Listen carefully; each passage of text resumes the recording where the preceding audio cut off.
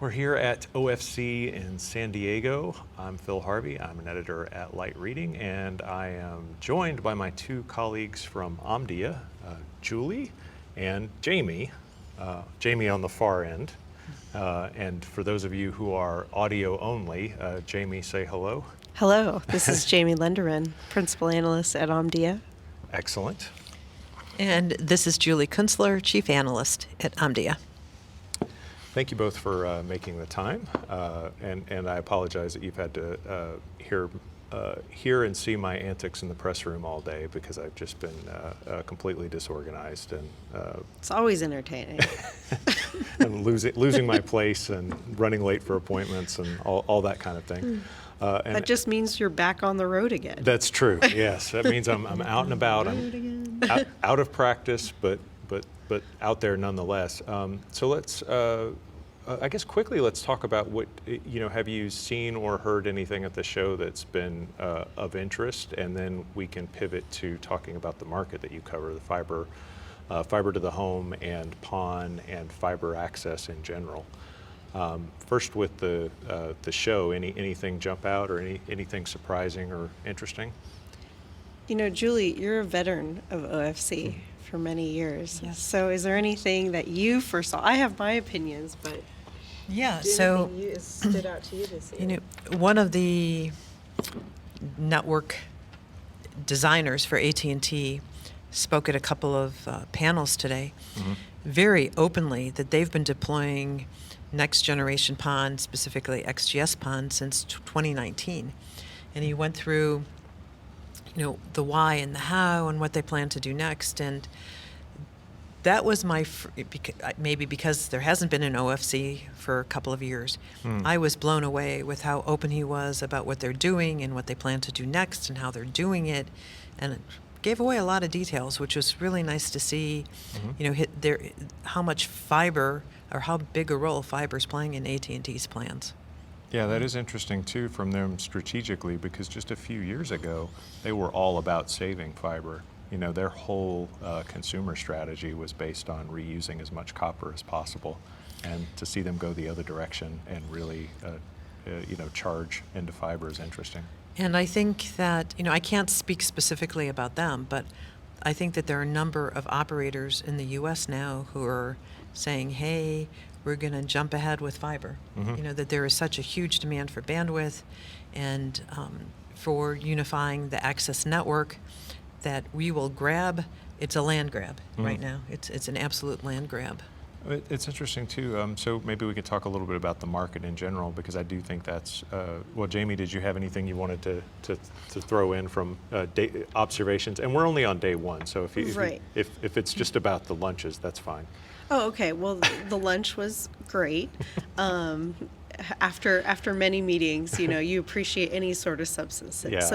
I ate the box as well. Yeah. I just kept going. I didn't stop. Fiber. I was so starved. This is actually my first OFC, but it's one of my first shows back out on the road. And one thing I've really noticed is sort of the silos of the operators are really being broken. There's not just talk about breaking them. There's talk about the holistic management of the metro, of the access network, how new services can work across all different types of business structures across the operator. So that's and how PON really is a leverage that many operators are taking now. That's one of the biggest things I've seen in day one. And I suspect that as more shows are going to happen this year, I think that's going to be the theme more and more, is my prediction. Okay. Yeah, that's interesting, because I mean, speaking of the PON market, there seems like it's at a higher, at a certain point, the cost and the bandwidth provided will be adequate enough to kind of stretch across almost all use cases, enterprise, consumer, and everything in between. What do you think that point is? Yeah, so for sure, 10G PON can support a lot of residential and can support significant enterprise services up to 8.5, 8.6 gig.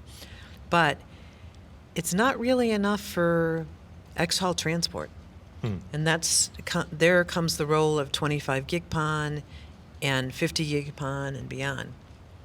Is that when you look at the fiber efficiency of passive optical networking, the topology of point to multipoint, which very much matches the plans for 5G small cells, PON has a role to play, and you need more than 10 gig.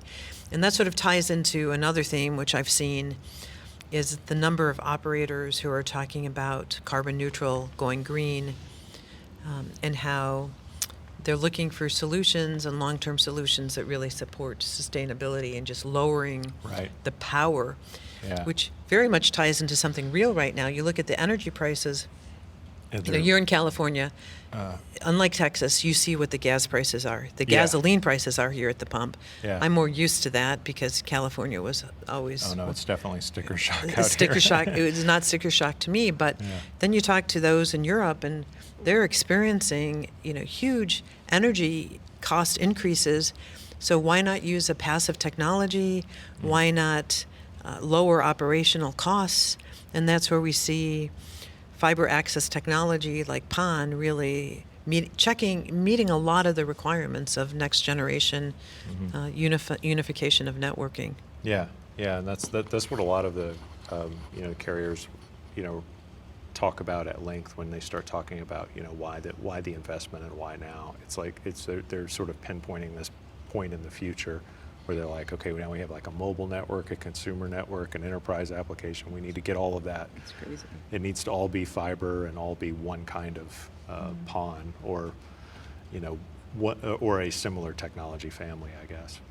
Yeah, I really think it's quite fascinating is sort of hindsight of what the pandemic has sort of triggered and how it's sped up timelines, and would we be having this conversation had the pandemic not happened, or would it still be 5 or 10 years out? It's really sped up the timeline for so many operators to rethink their network and how to be more, deploy efficient, green, and to support more customer demand. Go ahead. Yeah. I mean, one of the great things about OFC is that the people who actually do the standards are here. So you have people from all the vendors and from a good number of the operators too, who are on those standardization committees that have made sure that the PON technology is backwards compatible, has an upgrade path, and has really enabled a relatively low cost solution to connect many people. Now we're seeing many enterprises and into the future xHaul transport.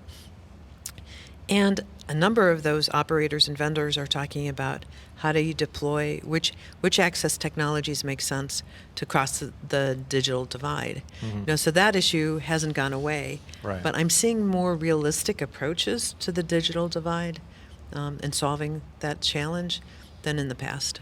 Yeah, that is interesting because I mean that comes part hand in glove with knocking cost out of the network build. It's like the cheaper that they can build high capacity, high quality networks, the more willing they are to go into more places. Right, and the government funding, particularly what we're seeing in the U.S. And it's not just U.S. government funds, but what I heard from several vendors today was how much private equity funding, which we definitely have seen in the UK and in Germany, but how much private equity is coming in to help support, pushing fiber deeper, connecting more people, and they're seeing good return on investment scenarios. Yeah, it seems like we're right at the very beginning of that investment cycle because, of course, the funds haven't started flowing yet, and of course, there's still supply chain issues, and those may or may not go away. I think we can actually maybe talk more about those later in the year. What is the forecast look like for especially for the North American market in the next couple of years as these things are kind of kicking in? Oh, an extremely strong compound annual growth rate for PON equipment. Extremely strong. North America has one of the highest of all the regions. It's not the only region with a very strong growth rate, but it's definitely there. And in fact, I think what's it will last a long time too, because the government funds, it'll take a while for them to flow through to the equipment level. So the PON forecast for North America will be very strong for a very long period of time. And we also have similar growth in pretty much every other major region in Right. our forecast. And we also, have factored in sort of the roadblocks that exist Okay. as well into that forecast. We can't predict everything. Yeah, we right. can't account for every geopolitical situation, but we've tried our best with regards to what we've seen coming down the pipeline, especially with regards to the broadband funds in North America. Excellent. Okay, well, I think that's a good time good place to leave it for now. And Julie and Jaimie, thanks so much. Thanks, and, Phil. Thank you all for listening. Yep. Bye-bye.